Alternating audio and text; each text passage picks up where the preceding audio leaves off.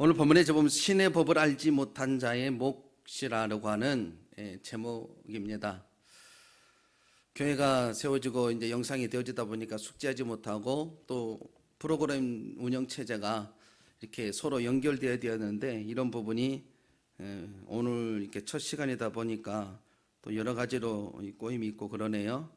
어쨌든 앞으로의 시간들이 더 우리를 더 유익하게 하고 아름다움의 생명의 자리로 우리를 인도해 가실 줄로 믿습니다. 어쨌든 우리가 오늘 또 이렇게 모였으니 하나님 앞에 온전히 예배하고 하나님이 주신 그 아름다움이 우리 삶 속에 있었으면 좋겠습니다.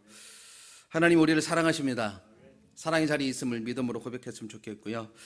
옛날 중국의 연나라에 호기심 많은 청년이 있었다고 합니다.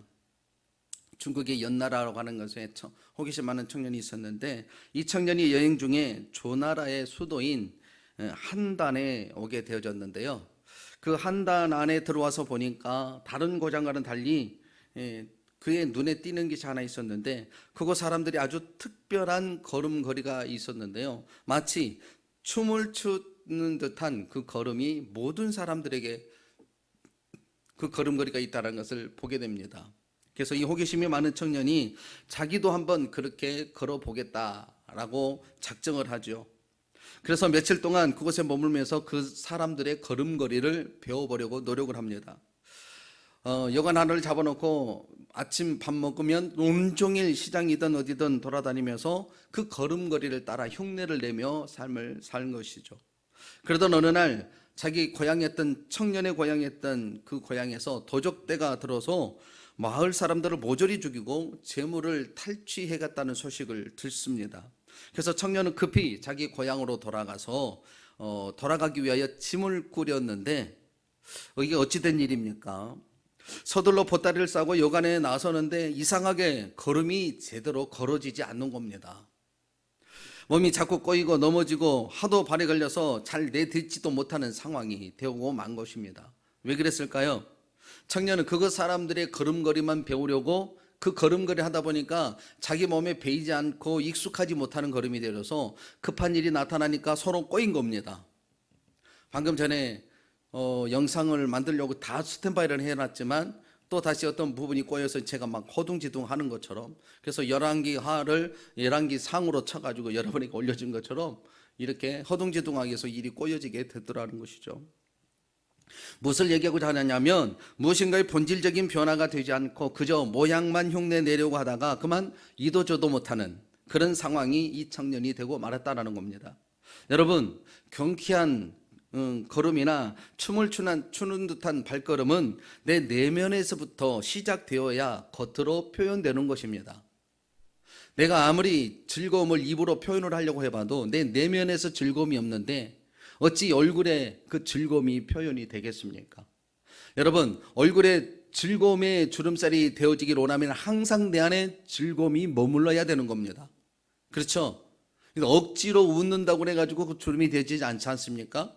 그래서 선한 사람들의 얼굴을 보면 어떻게 해요? 지그시 항상 웃고 있는 웃음이 되어져 있는 그를 보면 그 사람 생각 속에서는 언제나 긍정적인 생각이 머물러 있다는 것을 알 수 있을 것입니다. 그와 같이 우리의 믿음의 신앙생활도 무엇인가를 흉내낸다고 이루어지는 것이 아니라 내 내면에 임마누엘 주님이 좌정하고 계시고 동행해 주셔야 활기찬 생활이 가능하다라고 하는 것입니다. 오늘 본문의 그 17장에는 북왕국 이스라엘의 멸망이 기록되어 있습니다. 지금 시간까지 그 11개 역사를 한번 여러분이 보셨지만 이스라엘이 남과 북으로 갈라진 지 약 210년 만에 북왕국 이스라엘이 완전히 멸망하게 됩니다. 사실 북왕국의 멸망은 이미 예언되어 있었죠. 여로보암의 죄를 따라서 북이스라엘로 나가는 순간부터 그들은 이미 멸망에 예견되어 있었지만 하나님의 은혜로 멸망되지 않고 있다가 결국은 아수르를 통해서 하나님은 심판하시게 됩니다. 아수르는 이스라엘을 점령한 후에 아주 강력한 이주 정책을 실시하게 되어지는데요. 그 내용이 본문 24절에서 말씀하고 있습니다. 아수르 왕이 바벨론과 읽어보면 같이 읽어볼까요? 아수르 왕이 바벨론과 구다와 아화와 하맛과 스발와임에서 사람을 옮겨다가 이스라엘 자손을 대신하여 사마리아 여러 성읍에 두매 그들이 사마리아를 차지하고 그 여러 성읍에 거주하니라 라고 말씀합니다. 그 여러 성읍, 사마리아 성읍에 거주했다라고 그러는데 여기서 여러 지명이 나오지만 쉽게 말하면 이스라엘 땅의 다른 나라, 즉 이방 사람들을 이주시켜 살게 하였다라는 것입니다. 사마리아 땅에 이방인들이 살면서 자연스럽게 유대인 여자들과 혼인하게 되어졌고요. 그렇게 해서 태어난 사람들이 누구냐면 바로 사마리아인입니다. 혼혈인. 그래서 유대인들이 사마리아인들은 상종도 하지 않습니다. 뭐로 취급하냐면 개 취급을 합니다. 그렇죠? 혈종을 더럽혔다고 하는. 그래서 상종 못할 인간으로 취급한 게 바로 사마리아인입니다. 그러나 사마리아인 중에 예수님이 칭찬하는 사마리아인 보셨죠? 네. 애매히 고난당에 있는 그를 도와준 이 선한 사마리아의 비유 여러분 아실 겁니다. 어쨌든 그 사마리아인이 되어졌던 그곳에 지금 아수르의 민족들이 와서 이주해서 살고 있어요. 그런데 참 재밌는 사건이 발견합니다. 25절을 봐봐요. 본문 25절 시작. 그들이 처음으로 거기 거주할 때에 여호와를 경외하지 아니하므로 여호와께서 사자들을 그들 가운데에 보내심에 몇 사람을 죽인지라. 아멘. 북왕국 이스라엘의 수도 사마리아에 아수르 왕이 그의 백성을 이주시켰는데 하나님이 그곳에 사자를 보내서 그중 몇 사람을 죽게 했다라는 것입니다. 여러분 그 원인이 무엇입니까? 25절에 나와 있듯이 이주시킨 사람들이 갑자기 죽어서 조사를 해보니까 그 이유가 바로 북왕국 이스라엘의 땅이었던 사마리아는 여호와의 땅이었는데 이방 사람들이 그 땅에서 살면서 여호와를 섬기지 않았기 때문이다 라고 말씀을 합니다. 그래서 이렇게 해서 사람이 죽게 된 거예요. 여러분 이방 사람이 하나님을 섬기지 않았는데 그 중에 몇을 여호와의 사자가 와서 죽인 거예요. 그래서 아수르 왕이 어떻게 반응을 합니까? 26절에 나와 있죠. 읽어볼까요? 그러므로 어떤 사람이 아수르 왕에게 말하여 이르되 왕께서 사마리아 여러 성읍에 옮겨 거주하게 하신 민족들이 그 땅 신의 법을 알지 못하므로 그들이 신이 사자들을 그들 가운데에 보내매 그들을 죽였사오니 이는 그들이 그 땅 신의 법을 알지 못하니이다 하니라. 아수르 왕은 이 문제를 해결하기 위해서 사마리아에 잡아온 제사장 하나를 그곳에 보내어 그 땅의 신의 법을 가르치게 합니다. 그 내용이 27절 28절에 있어요. 다시 한번 읽어봐요. 시작. 아수르 왕이 명령하여 이르되 너희는 그곳에서 사로잡아 온 제사장 한 사람을 그곳으로 데려가되 그가 그곳에 가서 거주하며 그 땅 신의 법을 무리에게 가르치게 하라 하니 이에 사마리아에서 사로잡혀간 제사장 중 한 사람이 와서 베들에 살며 백성에게 어떻게 여호와 경외할지를 가르쳤더라 라고 합니다. 여러분 이 말씀에서 들어있는 의미가 무엇입니까? 여러분 아수르는 하나님의 백성이 아닌 이방인들이었습니다. 그런데 하나님께서 그들 중에 몇 사람을 죽이니 그들은 금방 그 원인을 깨달아 알고 사로잡아온 제사장을 세워서 여호와를 바로 섬기게 하는 법을 가르치게 하였다라는 것입니다. 여러분 본래 이스라엘은 하나님으로부터 많은 사랑과 축복을 받은 존재들이고 특별한 선민으로 구별되어 있는 하나님의 백성들이었습니다. 하지만 그에 비해 이방인들은 하나님으로부터 받은 사랑도 축복도 없었습니다. 기껏해야 간혹 이스라엘을 점령하고 유다를 침범할 수 있는 특혜를 받았을 뿐이지 하나님의 어떤 간섭하심으로 위로하심으로 그들이 치유함을 받거나 또는 나라가 붕괴해지는 그런 일들이 없었단 말입니다. 그리고 단지 하나님께서 몇 사람을 치신 것뿐인데 그들이 금방 깨달았다라는 겁니다. 여러분 이방 사람들은 굉장히 빨리 깨닫습니다. 그렇죠? 여러분 잘 아실 거예요. 그 하나님의 그 선지자 대명사라면 요나인데 요나가 니느웨 백성들에게 주의 복음을 전하잖아요. 근데 그들이 어떻게 합니까? 그 명령을 속히 듣고 마음을 돌이켜 회개하며 국민에서부터까지 왕까지 모두가 다 회개하며 하나님을 경외하기 시작하잖아요. 그런데 그에 비해서 우리 믿는 자들은 어떻습니까? 하나님의 특별한 섭리와 계명으로 임마누엘 받을 뿐만 아니라 에베네셀 도움으로 인하여 나의 모든 삶이 하나님의 은혜로 기록될 만큼 하나님의 축복을 받고 하나님의 은혜를 받은 자들입니다. 그렇죠? 그런데 그러한 그들의 믿음의 삶을 한번 보시면 어떻습니까? 이방인들에게 내가 하나님을 믿는다라고 하는 만큼 내 안에 예수 그리스도가 살아 계십니까? 그래야 하지만 우리 믿는 자들 중에도 굉장히 세상적인 기준이 가득하게 채워져 있는 경우를 너무나도 많이 볼 수 있다는 겁니다. 여러분, 이방인이라 할지라도 하나님의 통치에 대해서 어떻게 반응하고 있는지 여러분 분명히 보셔야 합니다. 그리고 준 것이 없고 오래 가르치지도 않았던 이방 사람들도 이렇게 잘 믿는데, 그토록 많은 사랑과 은총을 베푼 북왕국 이스라엘 사람들을 보면서 나의 신앙의 정체성이 어디 있는지 오늘 이 시간을 다시 한번 볼 수 있는 눈이 열려지기를 주의 이름으로 축원합니다. 그러면서 오늘 이 사건을 통해서 혹시 오늘 이스라엘의 반응이 내게 남아있는지, 또한 이방인들은 무엇 때문에 그렇게 반응하였는지에 대해서 분명하게 보시고 여러분의 삶이 오직 하나님 여호와께 붙잡혀 살아가는 그런 인생이 되기를 주의 이름으로 축원합니다. 여러분, 본문의 안스루 왕은 사마리아에서 잡아온 선지자를 보내서 그 땅의 신의 법을 가르치게 했다고 했습니다. 그 땅의 신의 법은 무엇일까요? 저는 성경이라고 말씀합니다. 그 땅의 법, 하나님의 법은 토라라고 얘기를 하죠. 율법입니다. 율법. 그래서 그는 성경입니다. 때문에 성경을 통해서만이 하나님이 다스리시는 세계가 어떤 것인가를 우리는 알 수 있습니다. 따라서 성경을 덮은 채 세상을 본다면 하나님이 다스리시는 세계가 어떠한지를 알 수 있겠습니까? 없겠습니까? 여러분이 하나님의 백성으로서 하나님의 통치를 받기를 원하신다면 하나님의 율법인 성경의 메시지가 언제든 내 가까이에 있어야 한다는 것이죠. 여러분, 왜 그렇게 하나님의 말씀에 집중되지 않으면 하나님의 마음을 알 수 없느냐면, 이 하나님의 통치는 이 세상에서 철저하게 감추어져 있기 때문입니다. 성령이 아니고서는 그 하나님의 깊은 것을 우리가 깨달아 알 수가 없습니다.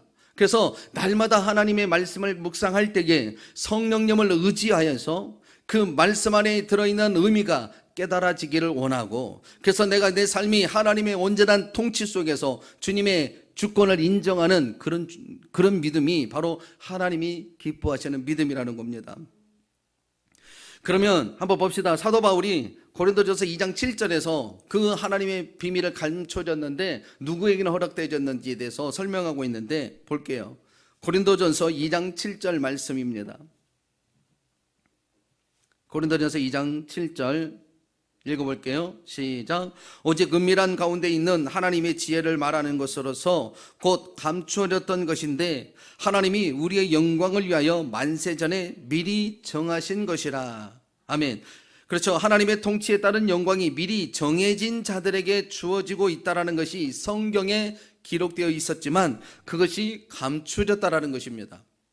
그리고 그 하나님의 통치, 하나님의 나라가 바로 감추어졌다는 것은 무슨 숨바꼭질 하는 것처럼 남들이 알 수 없는 어떤 곳에 숨겨져 있다는 것이 아니라 세상의 속성으로는 전혀 알 수 없는 이치에 있다라는 뜻입니다. 그러니까 세상의 기준으로 두고 하나님의 통치, 하나님의 나라를 이해할 수 있다라고 얘기한 것은 왜곡된 것입니다.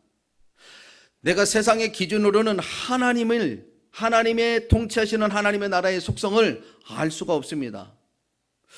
그 예로서 예수님의 오심을 한번 생각해 볼까요? 하나님의 아들이 세상에 약속대로 오셨죠.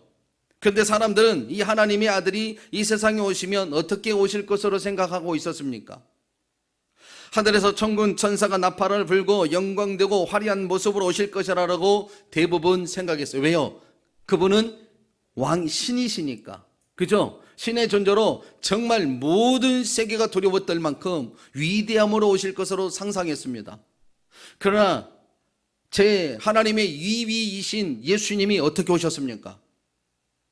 예수님은 그들의 생각과는 전혀 다른 속성으로 오셨습니다. 그것도 아주 조용한 가운데 아무도 모르는 날에 말구이의 초라한 모습으로 태어나시죠. 이것이 하나님 나라에 감추어진 속성이라고 하는 것입니다. 그래서 나중에 예수님을 죽일 때에 예수님의 선지자 사역을 3년여 하는 동안에 하나님의 이름을 모독한다고 그러죠. 그러면서 하는 말, 그들의 말을 들으시면 아실 거예요. 나사렛에서 무슨 선한 것이 나겠느냐? 네가 하나님이 될 수는 없다라는 얘기죠. 어디에서 태어났습니까? 유다 베들레헴 말구에서 태어났지만 그의 고향, 요셉의 고향은 어디입니까? 나사렛이잖아요. 나사렛. 그래서 나사렛에서 사는 사람, 그것도 더군다나 그 유다 한 중앙에서 수도에서 나오는 게 아니라 나사렛은 아주 변방입니다. 못 사는 못 사는 동네라는 말이죠. 그런 데서 어떻게 하나님의 속성이 될 수 있겠느냐라고 얘기한 거죠. 그런데 여러분, 만약에 하나님의 나라가 감춰져 있지 않는다면 세상 모두가 아마 세상 모든 사람들이 야단일 것입니다. 왜냐하면 인간은 굉장히 실리주의에 입각되어져 있기 때문입니다. 다시 말해서 자신에게 유익이 된다면 그 무엇도 감수할 수 있는 행동을 보이는 것이 인간이라는 것이죠. 여러분, 우리는 그것을 요사이의 코로나19에서 여러분 보셨을 겁니다. 그렇죠? 마스크를 사기 위해서 3시간, 4시간씩 기다려야만 하는, 그 3시간, 4시간도 아까워하지 아니하고 내 가족의 건강을 지키는 길이라면 기꺼이 그것을 기다려서 마스크를 구입하고 돌아가는 것을 볼 수 있습니다. 그와 같이 인간 사이에 하나님이 유일한 희망이 된다는 것이 밝히 드러난다면 어떻게 하겠습니까? 아마 온 동네가 떠들썩할 것입니다. 마치 우리 주님이 예루살렘 성으로 입성할 때처럼 말입니다. 하지만 우리 믿는 자들이 봐도 세상은 조용합니다. 너무나 조용합니다. 하나님 나라가 임하였다고 하지만 이 세상 어디에도 하나님의 나라가 임했다고 할 수 있는 요란함이 전혀 보이지 않습니다. 그러다 보니 때로는 믿는 자들조차도 하나님 나라를 망각한 채 살아가는 경향이 있습니다.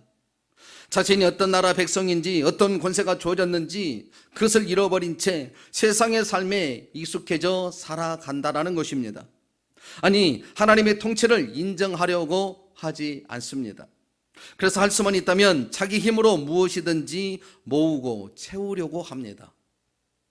내가 하나님의 백성이고 하나님의 택한 선민이고 하나님의 은혜에 머금고 하나님과 나와 동행한다는 사실을 안다라면 그렇게 세상의 것들로 집중되어져서 그것을 얻기 위하여 살아가는 삶들은 없을 것입니다. 하지만 그러한 삶은 또 다른 누군가에게 진리가 되지 못하고 생명을 전할 수가 없습니다. 여러분들이 세상의 것들로 중심이 되어져서 그것을 만족하고 그것이 채워질 때 기뻐하고 그것이 없을 때 슬퍼한다면 여러분이 누군가에게 주 예수를 믿으십시오, 그러면 여러분에게 구원이 임합니다라고 할 때에 너나 잘하세요라고 할 것입니다. 왜요? 우리에게서는 진리가 비춰지지 않기 때문이에요. 하지만 하나님은 세상 열방을 향하여 생명의 길을 열어놓으시고 그곳으로 모든 인류들을 초청하고 계십니다. 그래서 세상 아무도 알지 못하는 예수님의 오심을 동방 박사들에게 알게 하셔서 예수님을 찾아오게 하신 것처럼 지금도 자기 백성들에게 세상이 보이지 못하는 하나님의 나라를 보게 하시고 그 나라를 향해 나아가도록 여전히 지금도 인도하고 계시는 것입니다. 그런 의미를 보이기 위해서 하나님께서는 오늘 본문에서 역사하신 거예요. 따라서 오늘 본문에서는 분명히 알 수 있는 것은 여호와의 땅은 신의 법, 즉 여호와의 통치에 의해서 다스려지는 땅이라는 것입니다. 우리가 이 땅에 살고 살아갑니다. 나름대로 목적과 이유를 가지고 인생을 살아갑니다. 그러나 이 땅은 이미 하나님이 통치하신 땅입니다. 하나님의 기준이 머물러 있는 땅, 하나님의 다림줄이 언제나 중심이 되어야 온전히 하나님의 나라가 세워질 수 있는 땅이란 말입니다. 세상의 기준이 세워지는 것이 아니라 하나님의 법이 통치하고 다스리는 땅이어서 하나님만이 주인이 되실 때에 그 땅에 있는 모든 족속들이 정복하고 다스리고 충만한 데 이를 수 있는 영광을 얻게 된다라는 것입니다. 이렇게 하나님에 의하여 통치를 받는 땅에서 누구든 그 법에 순종하지 않을 때는 심판을 받는다는 것을 보여주시기 위하여 하나님이 사자들을 보내서 몇 사람을 죽이신 겁니다. 그래서 오직 여호와 하나님만이 유일한 삶의 희망이심을 분명하게 말씀하신 겁니다. 하지만 그 하나님의 통치하심을 바르게 인식하지 못하면 어떤 상황이 일어납니까? 오늘 본문의 제목이 뭐라고 그랬죠? 신의 법을 알지 못한 자의 몫이라고 그랬습니다. 신의 법, 하나님의 통치를 알지 못하는 자는 자기의 소견에 오른 대로 세상의 기준이 좋으면 그것에 기준을 두고 자신의 모든 삶을 중심을 두고 살아갑니다. 그런데 그들에게 주어지는 몫이 있다라는 거예요.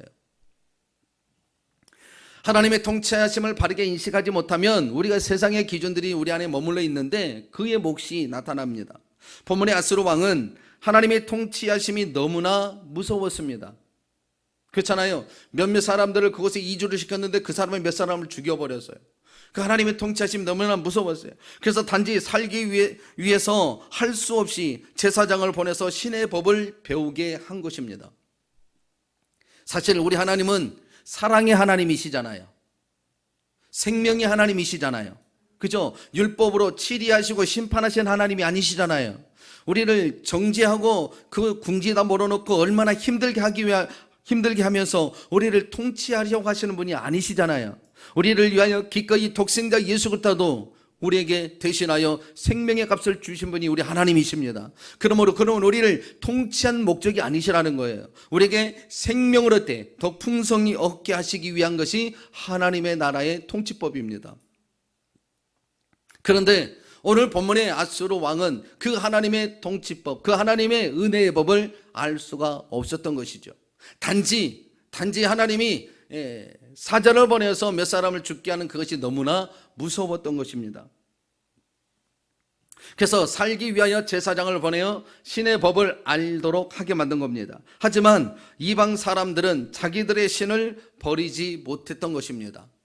즉 그들은 신의 법을 배우기는 하였지만 신의 법을 사랑하거나 순종할 마음이 없었다라는 거예요. 여러분 그렇지 않겠습니까? 무섭게 통치하시는 그 여호와 하나님만 본다면 어떻게 은혜와 사랑이 충만한 하나님을 알 수 있겠습니까? 여러분 하나님의 위대하신 그 위엄만 머물러 있으면 내가 율법주의자에 머물러 있을 수 있습니다. 하나님은 은혜의 하나님이십니다. 물론 말씀의 모든 기준이 우리에게 그 은혜를 부으시기 위하여 우리 속에 있는 우리의 모든 속성을 제거하기 위하여 하나님은 심판의 기준으로 다가오시지만 우리가 하나님의 그릇으로 빚어진 다음에는 온전히 그리스도의 생명을 불어넣어서 그 생명으로 만족하도록 우리를 인도해 가신 분이 우리 하나님이시란 말입니다. 그러므로 하나님은 사랑이신 것이 분명히 맞습니다. 이 하나님이 나와 동행한다는 사실을 아는 자들은 그 날마다 그 하나님의 은혜가 내 가슴 속에 기준이 되어 있겠죠. 그러나 통치하시고 심판하신 것만 보면 하나님의 법만이 남아 있어요. 그래서 그 법을 내가 지키려고 합니다. 내가 지켜내야만 한다고 하는 것이죠. 그러나 분명히 우리 예수님 말씀하셨죠. 내 말이 너희 안에 거하고 너희가 내 안에 거하면 무엇이든지 원하는 대로 구하라. 그리하면 이룰 것이다. 이루어지는 길이 어디 있어요? 내 능력이 아니죠. 하나님의 말씀, 내가 예수님 안에 머물러 있을 때에 무엇이든지 원하는 일이 이루어진다라는 것이죠.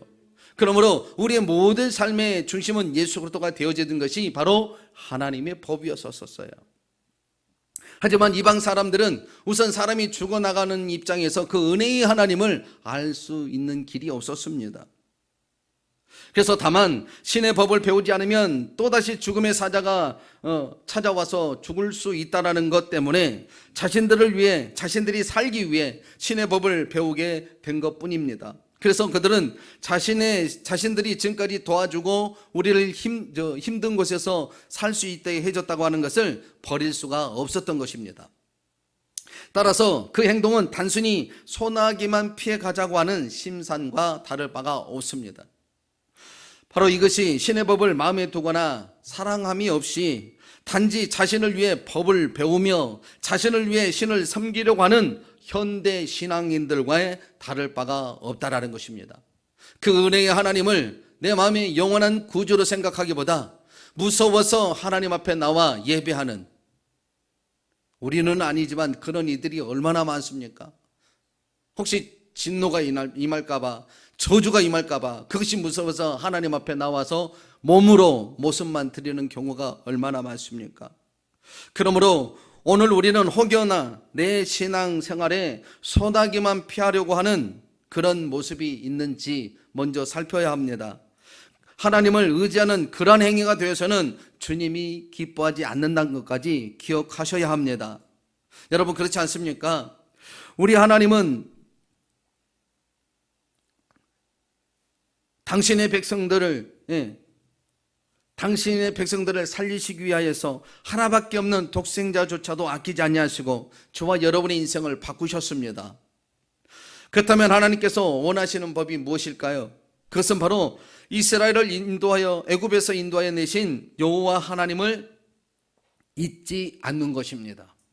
그리고 믿는 자가 하나님을 잊지 않는 증거로는 불의한 자신들을 인도하여 약속의 땅에 들어가게 하신 그 하나님의 은혜와 사랑에 철저히 감사하며 사는 것입니다.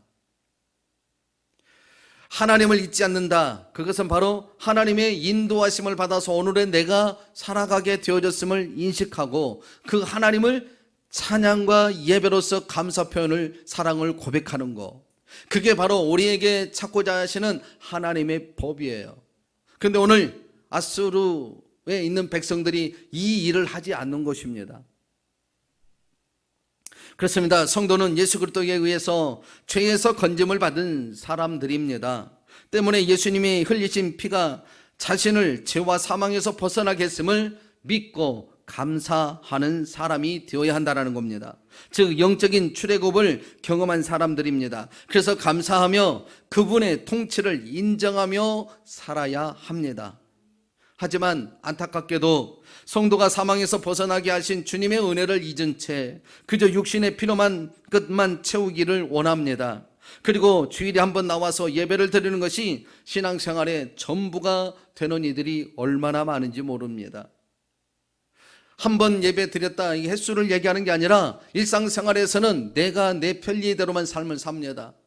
단 한 번 하나님을 기억하는 일들이 그렇게 쉽지가 않다라는 겁니다. 매 순간마다 여호와 하나님 임마누엘의 주님을 기억하고 그렇게 기억하면 우리는 감사할 수밖에 없지 않습니까? 우리 생에 우리의 노력해서 되어지는 일들이 얼마나 많나요? 아마 손에 꼽을 수도 있습니다. 그러나 우리가 노력하지 않았음에도 불구하고 오늘 우리가 살아가고 있는 자체가 이미 한 임마누엘 주님이 우리에게 부으시는 은혜의 증거들이라고 저는 생각합니다. 그래서 그 하나님을 생각한다면 감사의 조건밖에 없습니다. 그 하나님의 은혜를 기억한다는 거 바로 하나님의 법이고 그 법을 통하여 내가 하나님의 통치를 받고 있음을 인정하는 거예요. 그분은 만왕의 왕이시고 나는 그분의 백성, 그분이 아버지시고 나는 그분의 자녀가 됨을 고백하는 거. 하나님은 바로 우리에게서 그것만을 요구하십니다. 그런데 우리는 그것을 뒤로하고 나의 법, 나의 생활의 필요를 채우기 위하여 하나님이 필요한 거예요. 사자를 보내서 죽여버리니까 죽지 않기 위하여 하나님의 법을 배우는 것처럼 내 삶의 필요를 채우기 위하여 하나님이 필요한 경우가 너무나 많다라는 거예요. 여러분, 그런 마음으로 주일날 한번 예배하는 것, 그것은 결국 하나님을 위한 예배가 아니라 자기에게 위안이 되고 만족이 되는 것에만 관심을 드러낼 뿐입니다. 그래서 그러한 예배를 하나님이 받지 않으시고 요한복음 4장에 보면 신령과 진정으로 예배하는 자들을 찾으신다고 얘기하는 거죠. 신령과 진정이 뭡니까? 여호와 하나님의 인도하심을 기억하고 임마누엘 되신 주님을 기억하고 그분을 찬양하고 경배하는 거 아니겠습니까? 우리가 믿는 자이고 신앙생활을 한다면 우리의 삶의 전반부가 그러한 역사로 채워져야 한다는 거예요. 그러면 맨날 와서 예배만 하라 이 말입니까? 이 예배는 내가 삶 속에서도 얼마든지 할 수 있습니다. 그 여호와 하나님의 인자하심, 긍휼하심을 내가 기억하는 거예요. 그리고 입술로 주여 감사합니다. 감사해서 내가 주님 앞에 드릴 게 없어서 이 몸이라도 드리고 싶습니다. 그래서 예배하는 거예요. 예수님의 기쁘신 그 인도하심을 기억하는 거, 생각하는 거. 여러분, 영어의 땡큐라고 하는 것이 감사이잖아요. 감사의 어근이 think라고 한대요. 생각하는 데서 시작돼. 감사는 생각하는 데서 이루어진다고 하잖아요. 내가 하루에 나를 위해 희생하시는 예수님을 과연 몇 번이나 생각했냐고요. 하루 일과 중에 그 예수님의 나를 위해서 십자가에 달리신 그 놀라운 과정을 몇 번이나 생각해 봤냐고요. 아마 한 번 이상으로 여러분이 생각했다면 온종일 여러분들은 예수님이 나에게 베풀으신 구원의 은총이 감사할 따름일 것입니다. 그게 하나님이 찾으시는 예배입니다. 영과 진리로 드리는 예배예요. 그러나 오늘 본문의 아수르의 백성들이 그것을 그 하나님을 예배하고자 신의 법을 알려고 했던 것이 아니라는 거예요.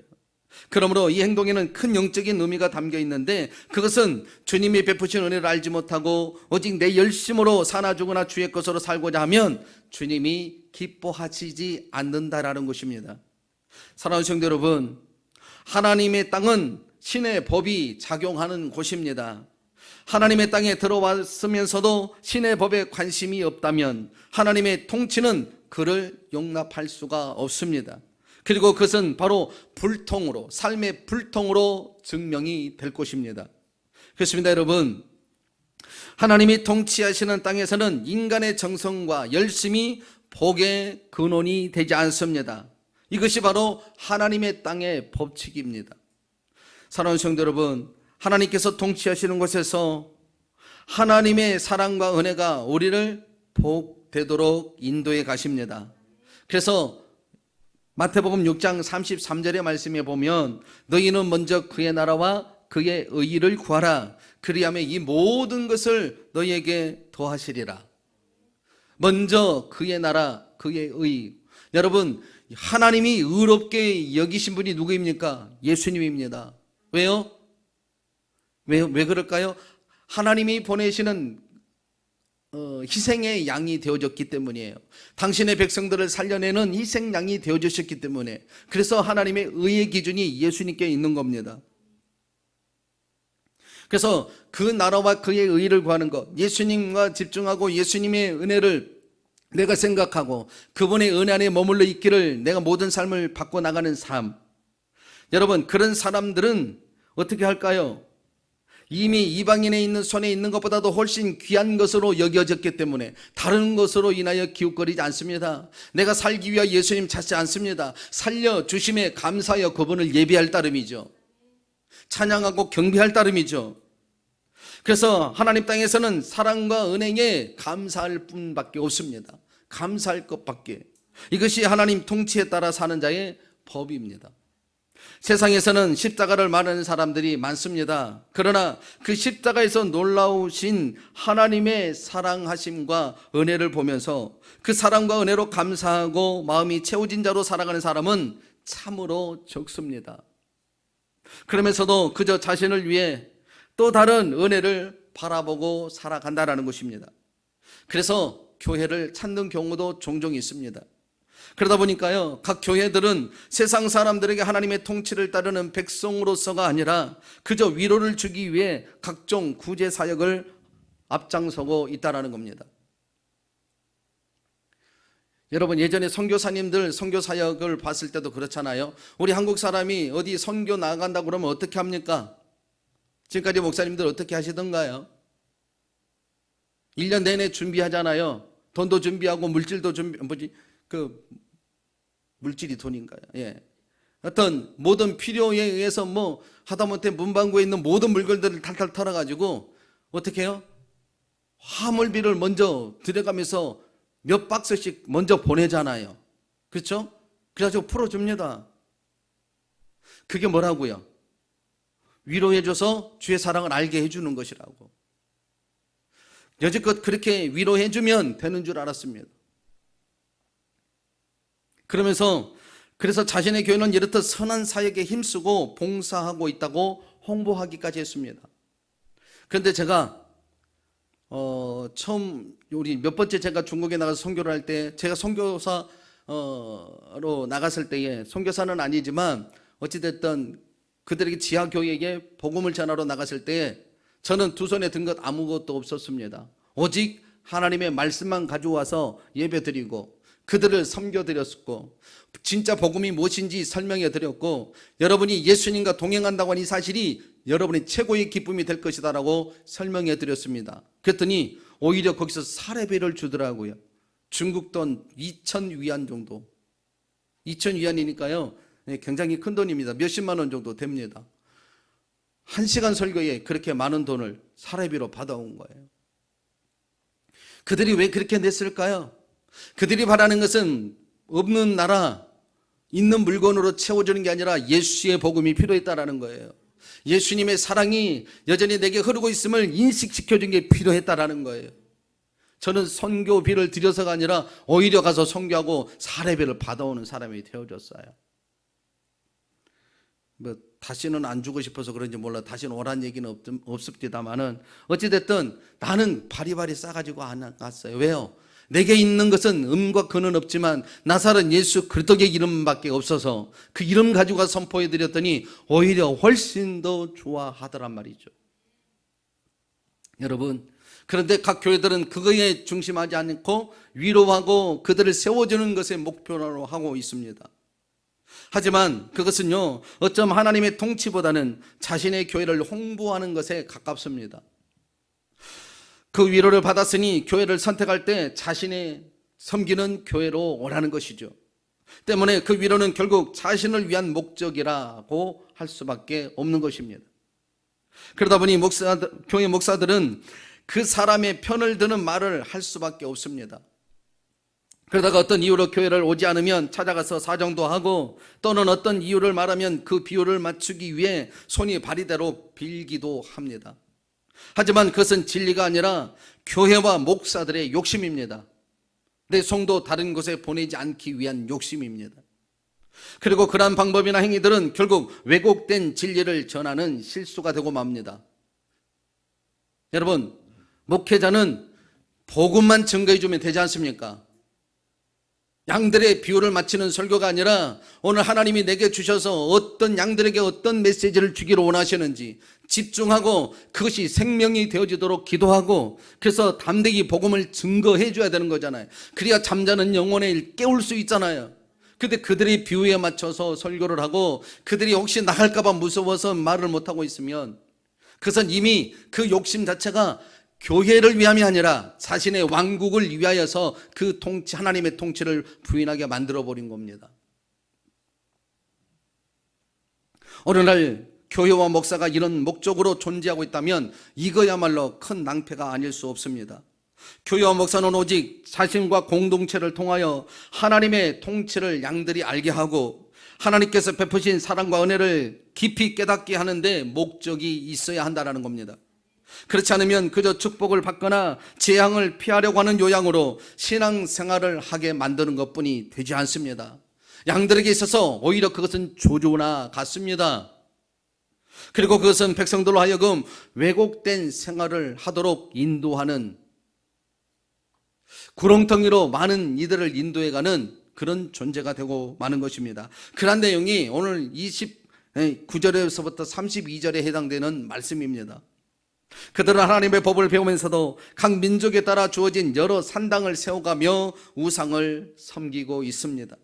그리고 그 결과가 33절 마지막 절에 이렇게 기록되어 있는데 한번 읽어봅시다. 시작. 이와 같이 그들이 여호와도 경외하고 또한 어디서부터 옮겨왔든지 그 민족의 풍속대로 자기의 신들도 섬겼더라. 양수겹장한 겁니다. 하나님도 섬기고 우상도 섬기고. 여러분, 하나님의 통치하는 땅에서는 오직 하나님의 법만이 유효합니다. 근데 양쪽에 다 자리를 두었다라는 것은 살기 위한 몸부림을 치고 있다라는 거잖아요. 그러나 여러분, 생명의 근원은 하나님이십니다. 그렇잖아요. 우리가 살기로 원하면 하나만 선택해야죠. 어디에요? 생명이 있는 곳에. 그렇잖아요. 썩어져 없어버릴 그 세상에 죽어버릴 썩어질 존재 것에 중심을 두지 말고 유일하게 내가 살 수 있는 그 밧줄을 잡고 그 줄에 서 있어야 되는 것이잖아요. 그런데 이들은 둘 다 놓지 못한 것이에요. 왜요? 살기 위해서 하나님을 떠날 수가 없고 풍요를 채우기 위해서 우상을 버릴 수가 없었다라는 거예요. 그러면 하나님을 뭘로 하는 거예요? 진노의 하나님만 아시는 거예요. 심판의 하나님만 아시는 거예요. 생명의 하나님, 은혜의 하나님을 모르시는 거예요. 그렇죠? 그러니까 그분만이 나의 삶의 목적이 되지 못한 겁니다. 사랑하는 성도 여러분, 우리의 삶 속에도 혹시 그분만이 내 삶의 중심이 되지 못한다면 내가 오늘 아수르의 백성들과 다를 바가 아닙니다. 하나님만이 나의 유일한 삶의 목적이 되어지지 않으면 세상의 것들이 여전히 내 삶 속에 들어와 주기를 원하면 지금 이들이 다른 우상에 어디서 왔는지조차도 모르는 우상을 섬겨가는 앗수르의 백성이나 다를 바가 없는 것입니다.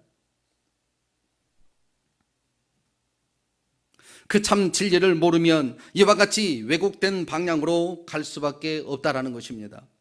여러분, 우리 믿는 자들도 하나님이 주신 은혜의 값을 모르는 채 그저 종교적 열심만을 가지고 있다면 본물의 앗수르 왕이 했던 실수를 당연시 하게 될 거고, 그에 따른 삶도 앗수르의 백성과 결코 다를 수가 없습니다. 그렇게 살면서 나는 하나님을 섬기고 있다고 하지만 그것은 이미 왜곡된 생활과 다를 바가 없습니다. 그리고 하나님은 그 왜곡된 것을 바로잡기 위해서 오늘 어떤 일을 하셨나요? 여호와의 사자를 보내셔서 그들에게 하나님이 통치하심을 보여주신 것입니다. 사랑하는 성도 여러분, 하나님은 저와 여러분을 위해 영원한 제사장 되시는 예수님을 우리에게 보내셨습니다. 하지만 앗수르 왕처럼 하나님의 섬기는 법을 가르쳐서 그 법대로 하나님을 섬김으로 재앙을 면하기 위함만 가지려면 우선 내리는 비만 피하면 그만이라고 하는 행위가 다를 바가 없을 것이고, 또한 그것은 하나님의 통치를 이용해 자신의 평의만 구하는 요행과 다를 바가 없습니다. 우리 예수님이 우리 가운데 오셔서 몸소 보여준 것이 무엇입니까? 우리에게 오셔서 친히 하나님의 법을 통치받은 예수님은 어떻게 사셨습니까? 자신의 요행이 아니라 하나님의 생명이 전해지기를 바라실 뿐이었습니다. 33년의 생애, 정확하게 말하면 3년의 선지자의 생활이 하나님의 생명이 전해질 수만 있다면, 내가 죽어서 너희들에게 생명이 될 수만 있다면 기꺼이 나는 그 길을 가겠다라고 작정하고 오신 분이 예수님이십니다. 왜요? 그 생명에는 하나님의 지극한 사랑이 담겨 있기 때문이었습니다. 그래서 이제 우리에게 그 하나님의 법이 영원히 목마르지 않는 생수가 되셨습니다. 그것이 십자가에 피 흘려 죽으심으로써 우리에게 가르쳐 주신 신의 법이었습니다. 신의 법. 그러므로 우리의 제사장 되시는 예수님을 보면서 우리가 배워야 하는 것은 놀라우신 하나님의 사랑과 자비와 은혜입니다. 그리고 하나님을 믿는 자들은 자기의 유익을 위함이 아니라 영원한 생수를 공급하신 하나님의 법을 가까이 하는 것이 원칙이 되어야 한다는 겁니다. 그렇지만 우리의 모습은 어떻습니까? 이 하나님을 통치하시는 그 통치자로, 만왕의 왕으로, 내 삶의 주인으로 인식하기보다 세상의 것들을 얻기에 더 바쁘지 않습니까? 독생자 예수님을 보내시면서까지 우리에게 생명을 주시며 하나님과 친밀한 교제를 얻기를 원하시는 그런 하나님의 은혜 앞에 나는 오늘 먹고 살기 바쁩니다. 먹고 사는 것이 집중이 되어서 예배는 뒷전이 되어져 버린다면 하나님도 섬기고 삶의 요소도 채워가는 앗수르의 사람과 다를 바가 없습니다. 여러분, 우리가 하나님을 믿는 자라면 자기를 유익함이 아니라 영원한 생수를 공급하신 하나님의 법을 가까이 하는 것이 원칙이 되어야 합니다. 그것이 바로 신의 법을 제대로 아는 자의 삶입니다. 신의 법을 제대로 알지 못하면 왜곡된 신앙을 살게 되고, 왜곡된 삶을 살게 되면 그에 따른 몫이 우리에게 주어지게 됩니다. 삶의 결과로 옵니다. 여러분, 하나님의 법을 가까이 하는 것이란 하나님의 의의 기준인 예수님을 가까이 하는 것, 즉 자신의 편의를 위해서가 아니라 우리에게 기꺼이 생명의 길을 열어주신 예수님을 마음을 다하여, 목숨을 다하여, 뜻을 다하여 사랑하는 것입니다. 그것이 하나님의 법을 가까이 하는 것입니다. 그것이 진정으로 하나님의 통치를 인정하는 것이고, 그 신의 법이 내게 너무나 소중함을 인정하는 길인 것입니다. 말씀을 맺겠습니다. 오늘 본문에서는 북왕국 멸망과 함께 황폐되어 버린 사마리아 땅에서 다시 하나님의 종교가 심어질, 하나님의 교회가 세워질 그런 기회가 생겼습니다. 앗수르의 민족들이 하나님의 통치를 인정할 수 있는 좋은 기회가 주어졌죠. 그렇지만 앗수르 왕이 보낸 제사장은 분명히 백성들에게 하나님을 경외할 것을 가르쳤고요. 그럼에도 불구하고 이 땅에서, 그 땅에는 자신들이 믿는 사람 신들을 가지고 와서 온 땅의 이방의 신들로 가득하게 만들어 버렸습니다. 아니 오히려 더욱 심각한 종교 혼합만 남겨지게 된 것입니다.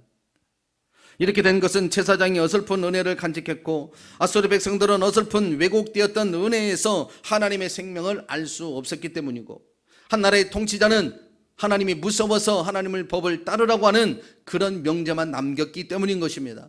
철저하게 그분이 우리의 통치자가 되어야 한다라고 한 사람도 외침이 없었다라는 것입니다. 따라서 오늘 우리가 하나님을 믿는 자로서 오늘의 교훈을 생각하란다면 어설픈 신앙생활이 되어서는 또 다른 누군가에게 어설픈 은혜를 전하는 도구가 되기 십상이라는 것입니다. 철저하게 내가 하나님의 통치를 먼저 인정하는 자, 신의 법을 내 안의 삶의 기준에 두는 자, 그러한 삶이 은혜의 복음을 전할 수 있고 또 다른 누구에게 생명의 꼴이 되어져가는 생명수를 전할 수 있다는 것입니다.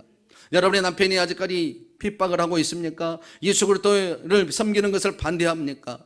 그렇다면 내가 먼저 신의 법을 내 삶의 신앙생활에 통치하도록 내어드린 바가 되지 않았기 때문이라고 할 수도 있습니다.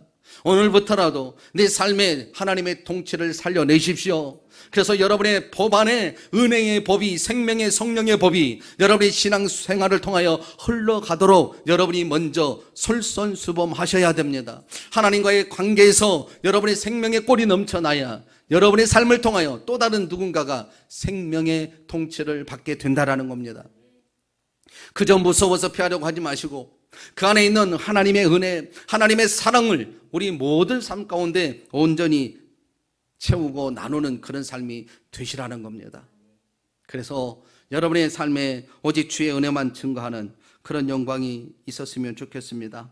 사랑하는 성도 여러분, 아마 이 목적을 잃어버리면 이미 서두에서 제가 한단에서 여쭙지 않게 그 흉내만 내려고 했던 그 사람, 결국은 삶의 위기가 왔을 때에 흉내도 안 못 내고 어떻게 해요? 제대로 내 걸음도 걸을 수 없었다고 하잖아요. 여러분, 양수겹장을 해서 살 것 같으면 더 잘 될 것 같지만 아닙니다. 이것도 저것도 안 됩니다. 우리가 예수님을 선택하고 예수님이 나를 그 자리에 사랑의 자로 불러주셨으니 우리의 모든 삶이 오직 예수님과 함께 동행하는 생애가 되어졌으면 좋겠습니다. 그래서 누군가에게 무엇을 전하기보다는 내가 먼저 그 안에 머물러 있으면서 온전히 복음으로 내가 행복한 모습을 먼저 내 안에 세워가는 그런 기준이 되기를 주의 이름으로 축원합니다. 축원합니다. 기도하겠습니다. 사랑과 은혜가 많으신 아버지 하나님, 참으로 고맙고 감사합니다. 오늘 우리에게 다시 한번 아수르 왕의 백성들을 보면서 이렇게 하나님의 위대하심을, 또 하나님의 통치하심을 이렇게 나눌 수 있게 하시니 감사합니다. 우리 삶 가운데 이제 오직 하나님의 통치만이 증거되고 사나 죽으나 오직 주님 안에 머물러 있는 저희들이 되기를 소망합니다. 그래서 날마다 함께 하시는 그 놀라운 사랑을 증거하고 또 우리 안에 계시는 그 예수님으로 만족하며 우리의 모든 삶이 주님이 세워주시는 그런 삶 속에 온전히 살아갈 수 있도록 우리를 주의 능력과 권위로 주관하시고 이제는 온전히 주님 안에서 주님의 생명의 빛으로 우리 안에 은혜가 가득하게 채워질 수 있는 삶의 주인공들이 되게 하여 주옵소서. 오늘까지 함께 하시는 주님 감사합니다. 여전히 우리와 동행하시는 하나님이 우리 삶 속에 오셔서 주인이 되실 때에 다시금 은혜의 빛으로 온전히 세워지게 될 줄로 믿습니다. 온전히 우리의 삶 가운데 오셔서 주인으로 역사하시고 우리를 주관하시옵소서. 예수님의 이름으로 간절히 기도드리옵나이다.